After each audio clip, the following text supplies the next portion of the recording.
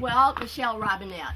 So they just named it. She's like a grandmother with a bunch of kids in her nest. So they decided to name it Robin's Nest. She came here on a mission trip, saw children that needed a place. She went back, told her family she's moving to Robin's Nest. If they wanted to come on.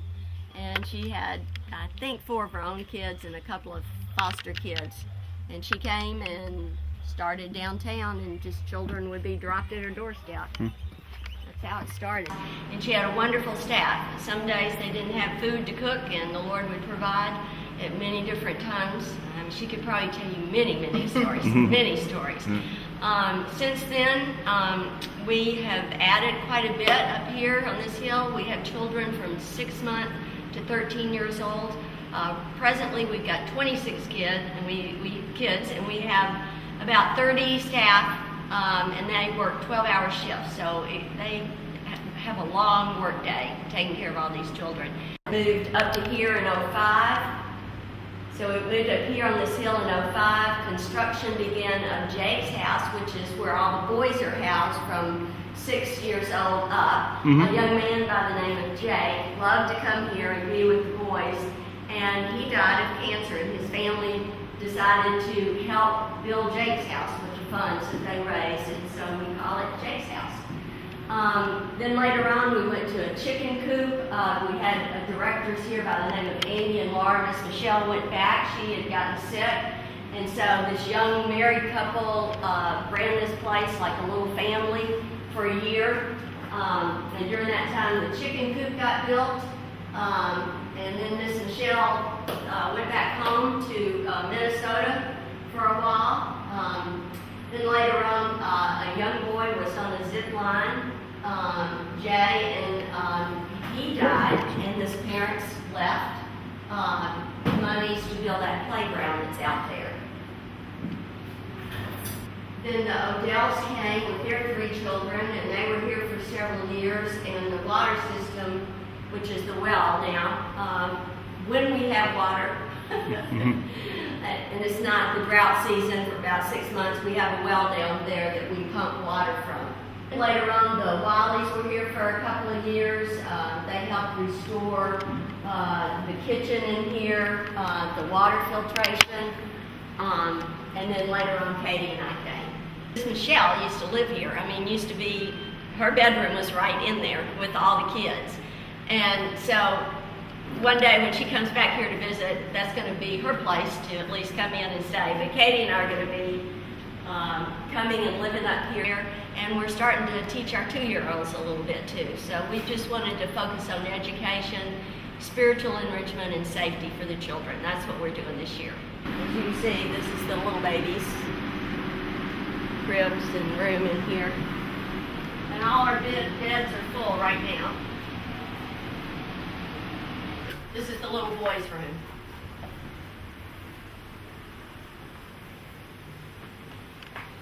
Mostly our little preschoolers.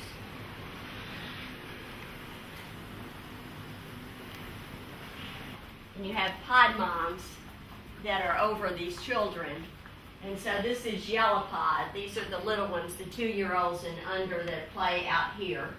And that missionaries that used to live here, that actually used to be like a holding tank. Okay. For water, and then it turned it into a pool. And when I got here last year, I turned it into a saltwater pool, thinking it would be easier to keep. Well, the rain comes and messes up all those chemicals, so I don't know what I'm doing. I'm trying to keep it clean. So if you notice, these are just all teams that would come in, and somebody had a talent. I said, there it is. There's the paint. Just go at it.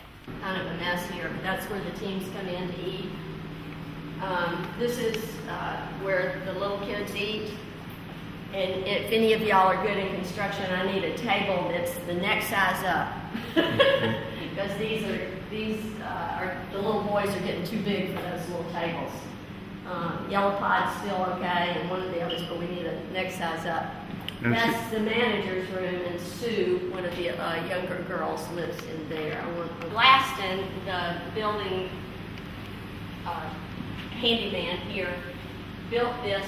When they redid this kitchen, we couldn't go out the roof to get a ventilator, and so this heat is real hot. So we jerry rig this thing, but we can't get the flow of the air to pull that heat out. So if anybody's got any suggestions, that would be wonderful. This is where we teach the preschoolers in the morning time with 7:30 to 8, devotional time.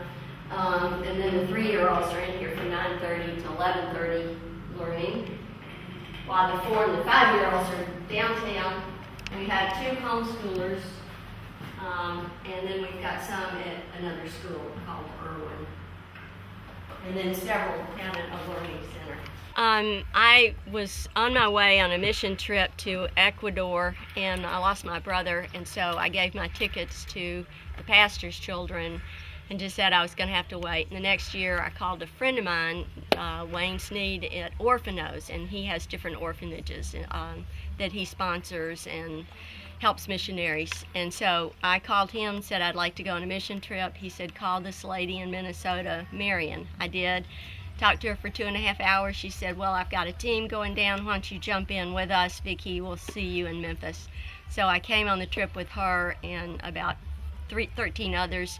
Loved it here. She asked me one day if would I ever see myself back here? And I said, well, we'll see.